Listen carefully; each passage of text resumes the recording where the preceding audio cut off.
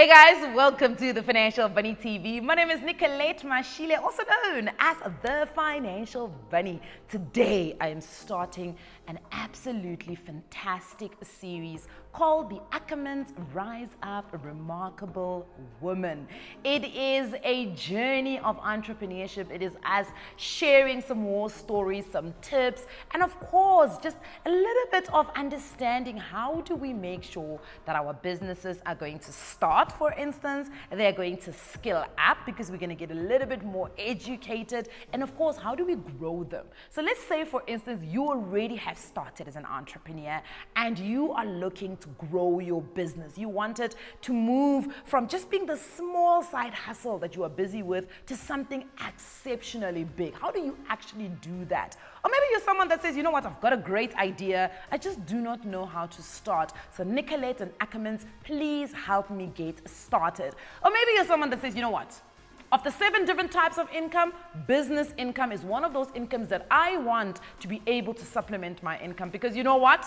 Currently, inflation, high interest rate environment, all of those things are putting pressure on my budget. Well, you are at the right place because Ackerman is in partnership with the Financial Bunny to be able to create that information and give it to you straight. So let's start off today with, how do you start that business? How do you get started? What makes a great business? I want to take you a couple of years back. So I was in high school and I lived in the boarding house, right? Now you can imagine boarding school, hostel, we're all living together there, and we are what the day scholars call the hostel kids, right? Now, of course, the hostel kids do not have the luxury of being at home, having a fridge, having a pantry where you can get some snacks if you are looking to maybe do your homework with a little bit of a snack next to you. However, in my room, I actually had a fridge.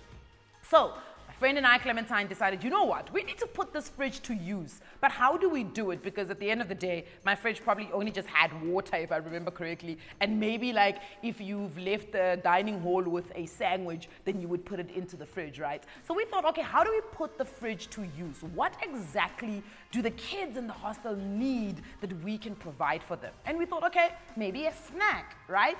But then we looked at what is currently available. So there's a young lady also, or another kid, called Chrissy Louise. And Chrissy Louise used to sell these kind of marshmallow baked brownies. She had 2 variants. She had like a chocolate one and one that was vanilla with just marshmallows on it. And let me tell you, we all loved her snacks. But not everybody could eat, a brownie every single week, week after week, week after week, for the whole school year. So we thought, okay, there is a need. We've seen Chrissy Louise sell her snacks and people are buying them with their pocket money.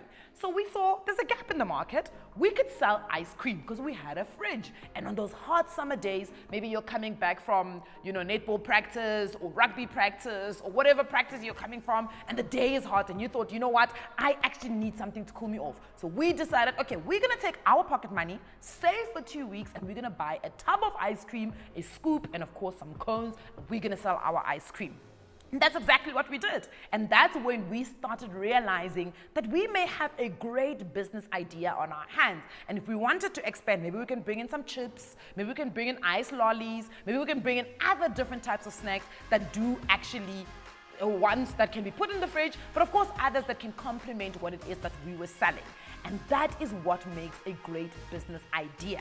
Something that, one, is going to speak to a need that people need in the community or the market that you want to sell in. And then number 2, something that you can expand a little bit later on. So you can add different types of variants and choices to what your business is. And I want you to imagine yourself. Let's say, for instance, and I was actually speaking to a young lady and she was telling me that this is what business she does. So she bakes scones. So she's a great baker. She can bake scones, she can bake quince cakes, muffins, and all sorts of different types of baked goods, right? So she said to me, Nicolette, when I'm at home, right, I get a lot of people asking me to bake for them. So I'll bake for them, but I'll bake for free. And she's like, can I turn this into a business? And I was like, of course you can. Think about it. Think about what problem could your baked goods solve. Because it's not just people loving your baked goods, but they may need your baked goods in certain instances. And she was like, actually, you're right, because there's funerals, there's imicimbi, there are weddings, there are all sorts of different types of events where people need a huge amount or bulk amount of scones, or it is your queen's cakes or it's muffins that they want to be able to serve to their guests, but they don't have the time to actually bake. Some people don't have the stove to bake. Some people don't have the passion, and some people just don't have the skill. So I can actually bake these and put them into like nice buckets or any other type of packaging, and I can sell it to them. And I was like, well, you are on the money, because that's exactly what a business is all about. And if you wanted to grow it and expand it, you could look at maybe now different types of other baked goods. What else can you bake? Maybe you can bake a cake. Maybe you can, so you can actually look at expanding the business. So you can start off with one type of baked good. You can start off maybe with scones or with queen's cakes or with biscuits, and then you can move it to other things. And that is exactly what we talk about when we say find a good business idea. Good business ideas are not always these disruptive, innovative things. And some of us sometimes sit and we're like, ish, I don't have a good idea. Where can I find good ideas? And I mean, if I had 10 cents for every time somebody asks me, what business do you think I should go into? And my answer is always, look at your community. What do they need? What are the inconveniences that make them want to pay someone else to do that thing? I'll give you another example. I'll use funerals, because funerals are a big thing for us, right? We make sure that we go all out when we are burying our loved ones. One, peeling carrots and chopping cabbage. Listen, we're grieving. We don't want to do that. So what do? We need to outsource that service. Toilets. Remember, you're going to have like 100 people coming to your funeral, and you do not want them accessing your bathroom maybe in your house. So what do? You need those mobile toilets. So that is also a business. It's like services that actually play into different needs for people. Crockery. You need 100 plates. Where are you going to get 100 plates? Right? So you outsource that from somebody else. Tables and chairs, guys. You know those catering tables? You know my mom's got like those catering tables. And I always ask her, Sissy, why do you have these tables? But it's because she knows that at some point, somebody in the community may have a need for those tables, and she's able to either borrow them or charge them a fee to be able to use. So it's important that you look at your immediate community and you ask yourself the question, what issue do they have that needs to be solved? How can I help them? How can I package a service that is going to be helping them?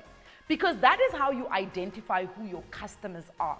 If you solve someone's problem, that means that person is immediately your customer.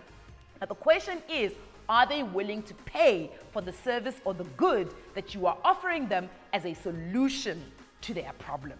So I read a book called the Personal MBA. It's one of my favorite books that I'm reading. And if you want to be an entrepreneur, reading is one of the things that you must do. Networking also, and mentorship. But we'll speak a little bit about that later on in the series. So reading is important. And I'm reading a book by Josh Kaufman, and it's called the Personal MBA. And he starts off this book with this incredible 5-part that he says these 5 parts are what make up a business. It's important to make sure that if you have these 5 parts, you have a good business, and it should essentially be a profitable business, right? So let's start off. The first one is one we've already spoken about. It's the value creation.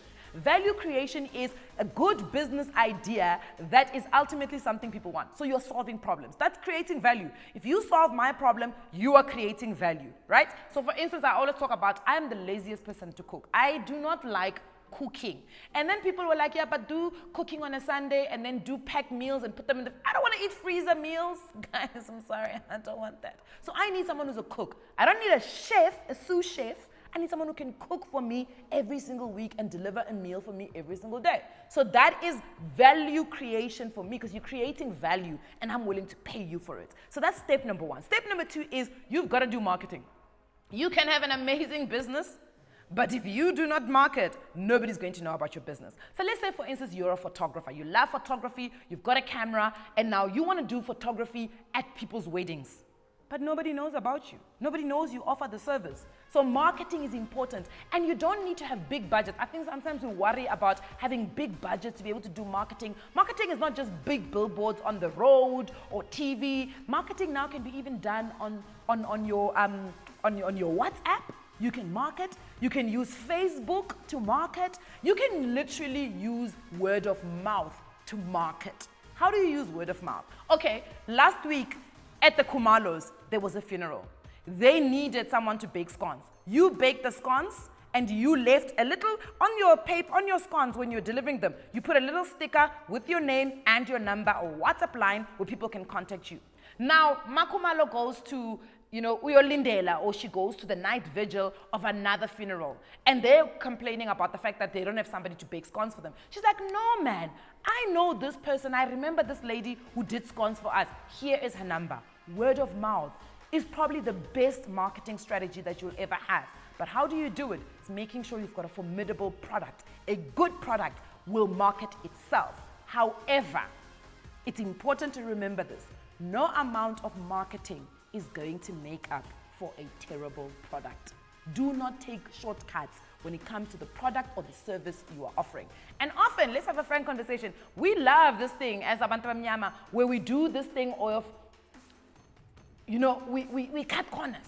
So yes, the baked goods are great, but the packaging is terrible. No, it's important that when you deliver, you make sure that you give people a good product. We'll speak a little bit about value delivery because it's actually one of the 5 parts of a good business. So let's move on to the next one. The next one is sales. It's great that you marketed your business. It's great that you marketed your product and your services. It's great that you put together a great product and you are responding to good, to people's problems. But you need to make sales. You need to make sure that you are converting people from loving your product to buying your product. And people love this thing where they say, we are baker. She can bake so well. And she's got scones that she sells, but nobody's buying from you.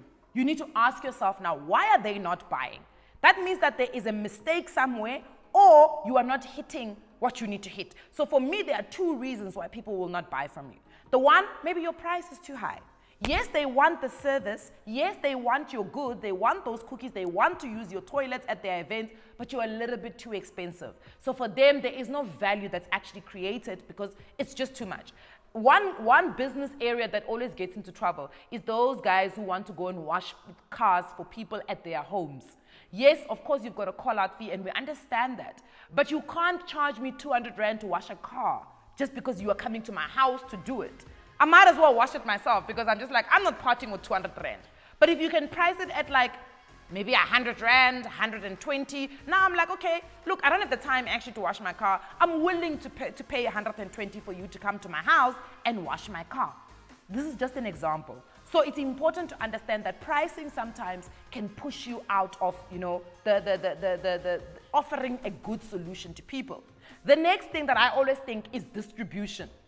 So great, you bake scones, but then you've got restrictions like, I can't go to the next township, I can't deliver at the next township. Or people don't know how to access the good or the service that you are selling. I have that problem right now. So for instance, I'm selling Kitty's books, Kitty's financial literacy books, and my distribution channels currently is just my own channel online. And people are very cautious when it comes to purchasing things online. So I get a lot of people asking, do they sell them in the bookshops? And the thing is, the books are not in the bookshops yet. So I'm losing out on those customers that, they want to be a little bit extra careful. So they don't want to use online shopping. They want to go to a physical shop and actually buy the book. So distribution and access to your products and services is also very, very important. Let us move on to the next one. And the next one is value delivery. Okay, so Thabo has bought your scones. Right? He's ordered some scones. He's ordered 10 buckets of scones, and he needs them delivered on Thursday because on Thursday people are going to start visiting the family because there's a funeral. Now Thursday comes, you don't say anything to Thabo. You actually have only baked 5 buckets, and you're not saying anything. Now Thabo is not getting the value that you promised him. So value delivery is also important to make up a really good business. So if you maybe are already in a business, ask yourself, these 5 parts, which one is where you are lacking and what can you actually shift? And most of us, we lack on the value delivery. We've got a great product, we do great marketing, we get the sales, but when it's time to deliver the value that a customer has paid you for, that's when a lot of us lack. So it's important that, let's say for instance, you are a tomato farmer, or you are somebody that supplies markets with tomatoes, And then on the day they need the tomatoes delivered, you are delivering, some of those tomatoes are rotten in there. It makes customers very upset because what they paid for and what they are getting looks different. And the last one, of course, is finance. Guys, your business must make money. For you to wake up every day to want to do something, it must also give you as the entrepreneur value. And often our value comes in two different ways. We get value from satisfaction of a good product and solving people's problems. And the second one is the money part. You want to sell a good that is going to make you money. It doesn't always have to be huge amounts of money. It's sometimes just good enough money that you can keep doing what you are doing.